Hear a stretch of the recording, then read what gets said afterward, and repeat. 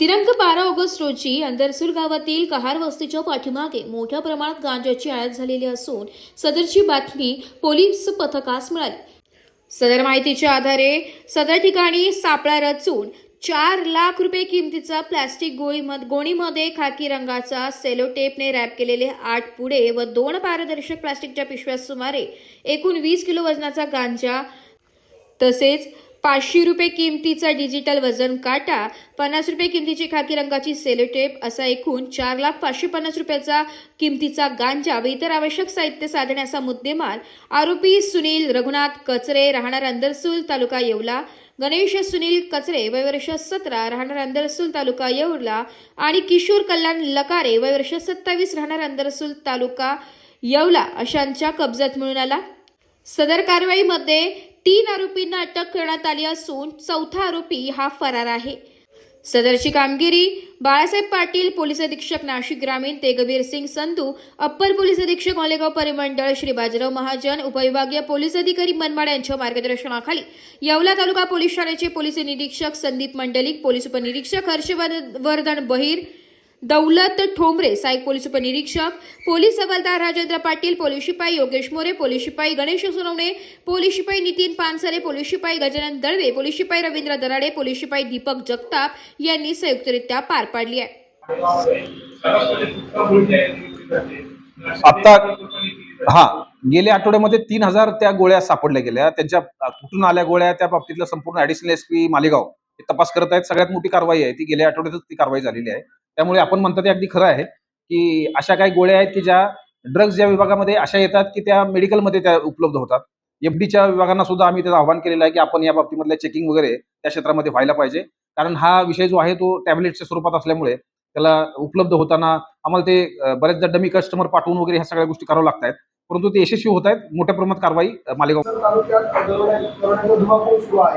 रात्रीचे लोक स्वतः दस्त देत आहे आणि मृत शेतात काम करत नाही, हे त्याचाच प्रकार होता हा। हो, काय अगदी बरोबर आहे। हे 7 लोक आहेत, 8 लोक आहेत साधारणतः।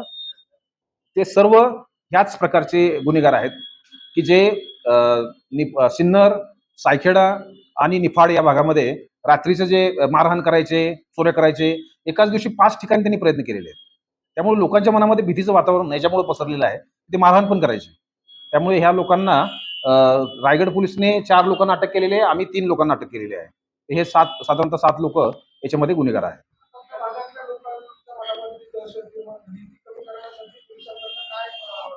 आम्ही या बाबतीमध्ये आपल्याला यापूर्वी मी सांगितलेलं आहे की प्रत्येक गावचा एक व्हॉट्सअप ग्रुप तयार झालेला आहे। त्याच्यामध्ये साधारणतः 200 ते 250 लोकांचा सहभाग आहे।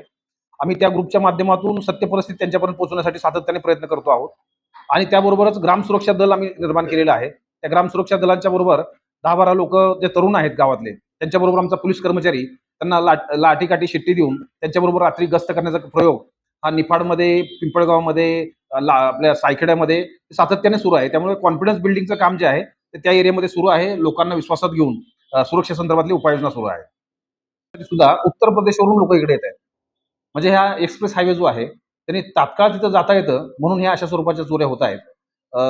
हे जे आणखी एक सांगायचा विषय राहिला, सायखेडा पोलीस स्टेशनच्या हद्दीमध्ये जे दरोडा झालेला आहे त्याच्यामधले जे आरोपी मिळालेले आहेत तो स्थानिकचे काही आरोपी आहेत, त्या गावामध्येच राहणारे आरोपी आहेत आणि त्या आरोपीने तिथे भाजी विकण्याच्या, काही बाहेरून लोक काय आले होते भाजी विकण्यासाठी, मोबाईलच्या ॲक्सेसरीज विकण्यासाठी आणि काही गृहोपयोगी चायनाचे मेड साहित्य असतं ते विकण्यासाठी ते लोक त्या गावामध्ये फिरायचे, रेकी करायचे घराचे, घरात कुठलं सदन वाटतं आहे, लोक किती आहेत, या सगळ्याची माहिती ते विक्री करताना घ्यायचे आणि रात्रीचे टोळी घेऊन त्या ठिकाणी गुन्हे करायचे। थोडक्यात हे जे फिरस्ती लोक आहेत, फिरस्ती लोकांना दिवसा रेकी करून रात्री अशा प्रकारचे गुन्हे करण्याची जी प्रवृत्ती आहे ती या गुन्हेगाराकडून दिसते आहे। त्यामुळे त्या बाबतीमध्ये सुद्धा आपल्या आपल्या हद्दीमध्ये आम्ही तशा सूचना दिलेल्या आहेत की या बाबतीमध्ये असे जे फिरस्ती लोक आहेत यांच्या बाबतीमध्ये त्याचे व्हेरिफिकेशन होणं गरजेचं आहे। कोण लोक आहेत ही माझी माहिती घेणं अत्यंत आवश्यक आहे। ह्या 4 प्रकार हे अलीकडच्या 2-3 दिवसांमध्ये उघडकीस आलेले असल्यामुळे ते आपल्यापर्यंत पोहोचणं आवश्यक वाटल्यामुळे हे सर्व घेतलेलं आहे। त्याच्या प्रेस नोट आहेत ते आपल्यापर्यंत मला वाटतं पोहोचलेले असतील।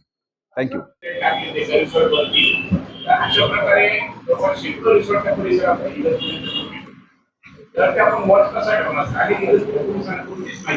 हा बरोबर आहे, अगदी इगतपुरी बाबतीमध्ये मोठ्या प्रमाणात हे फार्म हाऊसेस आहेत याच्यापूर्वीही बरेच गुन्हे त्या ठिकाणी झालेले आहेत. आम्ही आल्यापासून प्रत्येक जे फार्म हाऊस आहेत, रिसॉर्ट्स आहेत, याचं मॅपिंग सुरू केलेलं आहे की किती रिसॉर्ट्स आहेत, किती फार्म हाऊस आहेत, त्याचं पूर्ण रेकॉर्ड, त्याचं ओनर कोण आहे, तिथे कोण तात्पुरतं कोणी घेतलेलं आहे, त्या ठिकाणी होणाऱ्या पार्ट्या, आयोजन केलेल्या काय गोष्टी, याच्याबाबतची माहिती इत्याभूत घेण्यासंदर्भात नवीनच पीआय गेलेले आहेत तिथे. त्यांनी पूर्ण ती माहिती तयार करत आणलेली आहे.